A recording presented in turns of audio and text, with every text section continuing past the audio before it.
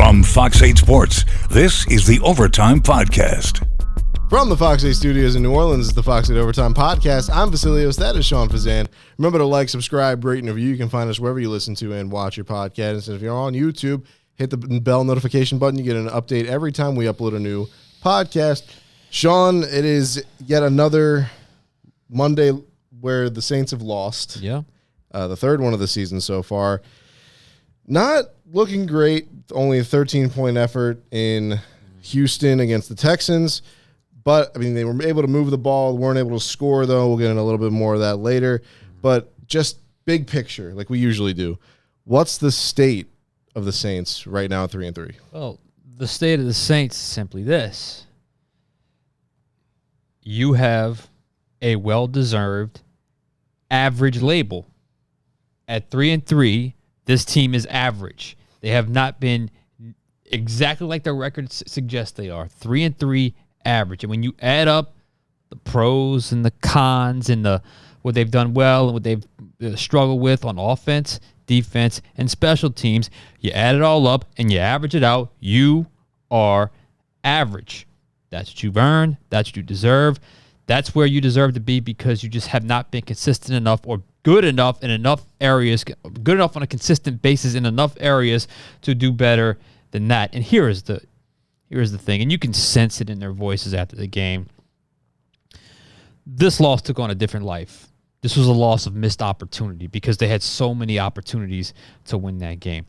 But the figuring out process by week 6 is starting to come to an end. Mm-hmm. You're starting to be who you are. And who is this team? They're a team that's good, sometimes great, sometimes elite defense. So if you average it out, so let's call them a great defense. So-so special teams, sometimes a little hot and cold. So call it average to good. And then an offense that is frankly been mediocre when you average it out over the entire first 6 games of the season. So when you average that out, that adds up to a 3-3 team. And a 3-3 team has earned the label of average. That's what the New Orleans Saints 2023 version, that's what they are currently. And like I said, when you get to this stage of the season and you figure out who your identity is and what your identity is and who you're going to be, you run out of chances to say we're coming, we're getting closer, because at some point you are who you are. And if this is the formula going forward, which the evidence through first 6 weeks suggests strongly that it will be, then this win 2, lose 2, win 1, lose 1 trend is more than likely going to continue where you hover around the 500 mark. You know, one step forward, one step back. It's never going to be. It's going to be hard to be all in on this team, and that's frustrating because this organization feels like this roster is good enough to win with this season. So what am I saying? Average isn't good enough. You can somewhat get away with that last year. You can't get away with that this year. And the frustration is mounting. I was in the locker room in Houston. I listened to Derek Carr speak, Dennis Allen speak, Cam Jordan speak. Today, a lot of talk about details. A lot of talk about looking in the mirror. Derek Carr said something about Demario Davis said, look in the mirror. And Derek Carr said, did you do what you did last week, this week, or did you enjoy the win too much? You saw the video clip out of Alvin Kamara talking yesterday in the locker room. He's this close to calling somebody out because there's got to be a few players on this team, probably more than likely on the offensive side of the ball, that aren't putting the work in. Because the mistakes that are happening, the communication lapses, the details shouldn't be happening in week 6. And it's happening. You know, we don't know specifically who it is. I can certainly have a strong opinion on who I think it might be or a couple players who I think it might be. But until we know, we're not going to just speculate. But nonetheless, there are, and you can see it in certain plays. I mean, you got 2 guys running the same route. You got guys blocking the wrong guys. You got guys missing checks from the quarterback. You've got It's details. It's preparation. It's preparation throughout the week. And if you don't, talent only gets you so far because everyone is talented in the NFL. And if you don't have that proper preparation consistently, not just 1 week and get a great win and back off a little bit, consistently, you're going to have 3-3. You're going to have average. So right now, that's the theme. That's the big picture. Your New Orleans Saints in 2023, as they currently stand, they are an average football team. That's what they've earned. That's who they are. We talked about average just now. Let's talk about what you mentioned earlier that was mediocre, and we're still talking about the offense all these weeks into the season. I told you my stat that I found out right after the game. I did dig it again, and then last week obviously was the outlier with the points scored and everything like that. But you take away the Tyrann Mathieu pick six, and you take away the Rashid Shaheed return for touchdown, 15.8 points per game offensively. Good enough for 29th in the league, tied with Las Vegas and Pittsburgh. 2 teams worse than you with the Giants and the Patriots. And this is your worst points per game through the first 6 games since 1999. Why are the Saints still having problems getting to the end zone? Yeah, okay. So, loaded question there. But I'm going to stick with just Sunday's game for the purposes of this podcast because of this Monday where we're coming off of a game where we watched the Saints and Texans. That offensive form that offensive production took on a totally different form. And in some ways, it was their best performance of the season. It was, in my opinion, their most explosive game of the season. You saw chunk plays all over the field. You saw big explosive plays all over the field, middle of the field. Check downs turned into first down, run after catch. A slant to a lobby turns into a big play. So, on one hand, Derek Carr had his first 300-yard passing game as a Saint. On one hand, it was a type of offense where you're like, oh, wow, okay, maybe they got something here. I mean, they certainly have enough playmakers to be this explosive. Maybe they can keep doing this. But what good is moving the ball up and down the field when you get inside the 20, you take a hard U-turn in the other direction? That's what I've never seen anything like this. I mean, it's one thing of the previous few offensive efforts because I know last week they were 3 for 3, but in some games where they had to fight, scratch, and claw to plod their way down the field and inch their way inside the 20 and then maybe get closer and closer to the end zone to maybe score or maybe get a field goal. This game, they were moving the ball. They were moving the ball. It just didn't make any sense. And then all of a sudden, inside the 20, the wheels came off and no one knew how to execute anything. And you can go look at every single play and they're going to talk about execution. I know people get tired of hearing that, but let's just hone in on that word for a second. What is execution? Well, for starters, it's not back-to-back penalties when you get inside the 20. That completely blows any chance of any kind of touchdown. It's not on a 3rd and 2, right before the 4th down collapse play to Alvin, where you check to the handoff to Alvin, and you miss the block completely on a 3 technique defensive tackle who tackles Alvin for a loss, where if he picks up that block, instead he double teams the nose tackle. If he picks up that block, Alvin's probably getting the first down.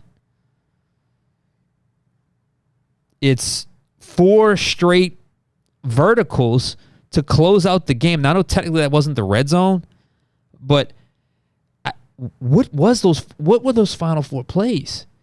There were 4 plays where everybody went vertical. And now I know, I talked to Deuce and he said, you need somebody that can run the middle of the field there. And, generally that's not the tight end you had in the game at that point. That's generally not what he does. Yeah, you had Taysom in there at that point in the game, right? And then Foster's a tight end, but he's not a downfield guy like that. No, he's a possession guy. So the middle of the field was there, but it was like they moved, and then somehow they get to the 24-yard line with 39 seconds left in the game. 4 straight shots at the end zone that had no chance of completion. None of them came close to getting completed, and you left with a timeout in your pocket.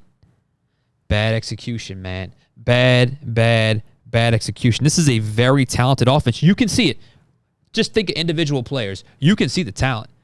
They lack discipline. They lack coordination right now. They're just lacking that thing that ties it all together. And think about this. They didn't just go 0 for 3 by not scoring a touchdown inside the 20 after going 3 for 3 the week before. They only got 3 points in 3 tries down there. So it wasn't even like they went 0 for 3 but got 3 field goals or 2 field goals. They had 1 field goal, a missed field goal from 29 yards, which you cannot do, Blake Groupie. You just can't, not in that game. And not with the formula in it right now for how you're winning games. You got to kick field goals, which I hate that formula, but it is what it is. And then you had to turn over on downs. So you didn't just not get in the end zone. You only got 3 points in 3 trips down there. Unacceptable, man. It's just unacceptable. And look, I'm not telling you guys anything you don't already know. And we've seen this. We've seen the questions. You guys killed us with questions today. It was awesome. We're going to get to some of those. It was awesome to see the passion, but it just goes to show you after a loss, you get quadrupled the amount of questions. So we'll get to those in a couple of seconds. But the question is, they lack talent. They don't lack talent, but they lack a little bit of discipline. And clearly, there's something. I don't want to call it unprofessionalism, but maybe a lack of not quite the work ethic that you need during the week from some players, because you can't not read between the lines when you hear Derek Carr talk, or you hear Dennis Allen talk, or Alvin Kamara talk, and Mario Davis talk.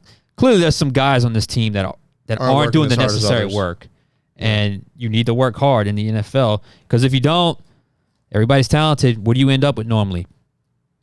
500 ball, 3-3, average football. I don't care how talented you are. So is change coming? Look, they made one change. They benched Penning. Everybody got that wanted it. And look, for a quarter, when Hurst went down, Penning came back in. No, like he was in a good headspace. He looked like a disaster out there for a stretch. He just did not look comfortable. Like the week had wore off on him, the worn on him a little bit, and then the benching kind of got in his head. He didn't look like he was in a good headspace because he was kind of a mess for a stretch there. But is that the only change coming? I don't know. Dennis Allen, and I, if you watched the final play last night, I made sure to have this, the last thing he said in the story I did. We got to find guys that can do the job, and these guys can't do the job. We got to find the right guys to do the job. I left that open-ended because that feels like that's the final warning shot. Mm-hmm. You got to regroup. You got to get it together. And you're running out of chances. And when I say running out of chances, you got the 34-0 win that probably gave you a 1 week kind of a bonus, 1 week reprieve, if you will. Mm-hmm. But if you lay another egg on Jacksonville, someone's got to fall on the sword, because it can't just be, we benched Trevor Penning, so that's now our problems are solved, or that's the sacrificial lamb. Yep. So that's where they stand offensively. It's that serious, and you can just tell from their tone. It's that serious because, like I said, they don't want to give up on the season. They feel like they can win this season. They know they have to get back in the postseason this year. So they can't just coast. Like, they've got to. It has to work at some point, because they're not just going to give up on another season. They got too many guys that are too well established into their careers, and who knows? You don't get these years back. So it's all about the present right now. Speaking of the present, the Saints defense is presently one of the best in the league right now, statistically speaking. Mm-hmm. They started off pretty strong yesterday. Zach Bond got an interception, but that seems, and you told me this earlier, it seems like the tables turned a little bit when, during that interception return, he fumbled the ball. Texans got it back, and from then it's history. So look, the early look, they figured out in the second half and only allowed 3 points. C.J. Stroud gets a lot of credit, rightfully so, but I didn't think he looked like the same player in the second half as opposed to the first half. But that early defensive hole hurt the Saints because, Zach Bond picks the ball off. Mm-hmm. He fumbles it right back. So the rookie didn't even have to stew over his mistake. He got a lifeline. The Saints gave it right back to him. And you can see the body language after the play, how the Saints defenders kind of sunk a little bit, like, oh, we don't get the ball now? We got to stay on the field? And they went right down and scored. That was 3 straight scoring drives defensively. From the Titans offense. So I felt like that. What did I say? You said Titans. Oh, Texans, excuse me. Same division. The Texans offense. All those teams with a T. And they were getting gashed up front. They were getting moved. C.J. Stroud was very accurate. He was able to see the field very well. Secondary was getting beat. It was very un-Saints-like, and I know they had a few words at the locker room. I asked Cam Jordan, did you make any adjustments? He goes, no adjustments. We got we handled it. Basically, they called each other out and they got back to their ways, and they only allowed 20 points. So great.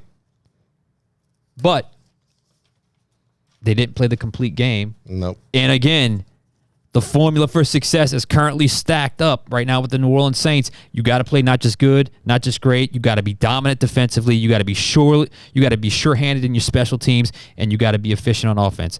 All three areas. Boom, boom, boom. They were just a little bit short, and that's why you're sitting here at 3-3. That's how close it is. That's how close it is in the NFL. You have to have a little bit of something from both sides of the ball, and the Saints just didn't get that. And so let's move on to these fan questions. Obviously, you mentioned earlier we got a ton of these. This first one comes from Josh and Gentili. Before the NFL trade deadline, should the Saints make some trades to help the offense? Sean Fazende. That's a great question, and we talk about changes. And if you truly believe coordinator is doing the best he can and players have got to execute better or players have got to handle themselves better throughout the week, and you get closer and closer to the trade deadline, and you're still in this mediocre lane, then yes, I think you would make a deal at some point and see what's out there to add some life to your offense, possibly another offensive lineman or another playmaker. Who knows? Yes, I could see them being very curious at the trading deadline that they stay in this rut offensively. All right, this next question comes from Quenzel and Angie. Obviously, there's a need for change, particularly on offense. Where on offense should it be? Okay, we just kind of went over that. Yeah. With if it's not going to be offensive coordinator, and right now, don't they look like they're a team kind of scattered offensively? Like, I hate to say it, they look uncoordinated. Yeah. Discombobulated a little bit? They've made one change. I'm not sure it made a difference because he's already back on the field in Trevor Penning. What other change could there be? I don't know. I think maybe getting Juwan Johnson back will help. I don't think that's the end-all, cure-all, be-all. I hate to go back to better execution, but I went through some of the reasons why. Some of the things when I say execution, like just no negative plays inside the 20. Is it really that hard? Block the right guy inside the 20. Is it really that hard? No intentional grounding. Like, I don't know. If you're not going to make the change at coordinator, which who knows how close Dennis Allen is to that. I mean, I thought, like I said before, I thought the New England Patriots game kind of bought everybody a week or so, but it's all lost after Sunday because it wasn't like they were stymied all game. In fact, it was the exact opposite. It was high and low all game because you were moving the heck out the ball. I mean, they only punted 3 times. Yep. I think they had 17 more plays run than Houston. I mean, they were on the field a lot, and they were moving the ball to just have the bottom fall out inside the red zone. That was just inexcusable. So, I don't know. I don't know where the change will come, but I think by the midway point, if it's still mediocre, they're going to have to because, like I said before, they want to make the playoffs this year. All right, this last question comes from Larry in Covington. Said, guys, why did we sign Jimmy Graham? He's occupying a roster spot and contributing 0. It looks like Traquan Smith all over again. We need a tight end. We do. Look, so when Jimmy's on the field, I pay attention to him. He's not 2011 Jimmy Graham. Yep. Let me just say that. He's not 2015 Jimmy Graham. He's not 2018 Jimmy Graham. He's 2023 Jimmy Graham. Not the same player. That's just facts. Not the same player. He's 36, 37 years old. I'm not exactly sure how old he is, but he's got 1 catch on the season, 1 other target on the season. You know, we just talked about those 4 plays where they went 4 verticals up the field, and that 2-minute situation, which is where he used to thrive. He wasn't even on the field. So I understand I guess, I don't know if you call it PR or the good vibe around bringing Jimmy Graham back, but the truth of the matter is they have plenty of opportunities to play him, and they don't. And when I watch him, I see a guy that frankly looks 36 years old and is just well past his prime. Yeah, I think the general feeling of Jimmy Graham is, well, he's 6'7", and you're having these troubles in the red zone, so you might as well at least throw it up to him and give him a chance. He's the tallest guy on the field. I know that's some people's thoughts. I wouldn't be against it if it worked. And in fact, he does have a touchdown. It was in the red zone, but it it was more of a slant type play, not a fade like he used to do. I know they are very well aware of who the player Jimmy Graham once was, I also think they're aware that he's probably not that same player. But if you could do it every now and then, it might be worth giving it a shot because what else has worked inside the red zone? So I think I can understand that the fan frustration there, but I've watched a lot of him, and I just don't see the same player when it comes to Jimmy Graham. Sean, any final thoughts on the Saints loss Monday? Yeah, good thing they got a short week. We'll be back Wednesday to preview the Saints-Jags matchup. They got to bounce back. They got to get better. It wouldn't shock me at all if they played a little bit better this week, the Thursday night game inside the Superdome. It's always easier than traveling on those short week Thursday night games. So wouldn't shock me if they played well. Wouldn't shock me if they did enough to win, especially if Trevor Lawrence can't go. We'll keep you posted on that. But they're already there, man. They're already at that little kind of, it's not panic yet, but it's definitely urgent. And here's the good news. The NFC South is a gift that keeps on giving. The NFC South once again proves you can be average and still be well in the thick of things, which they are. They're only a half game out of first place. So as bad as it feels, it can get corrected. I just don't know if it's ever going to look like the beautiful picture we used to see back in the Saints' heyday. And I think sometimes that gets lost in people's minds. Just to me, it's all about find a way to get the win. If you win 14-10 like Buffalo did last night, so be it. But at some point, just come out on the winning side of the scoreboard. And that's really all that matters at this point. All right, so like Sean said, short week this week. We'll preview the game on Wednesday, and we'll break it down on Friday. For him, for me, this has been the Fox at Overtime podcast. We'll catch you guys next time.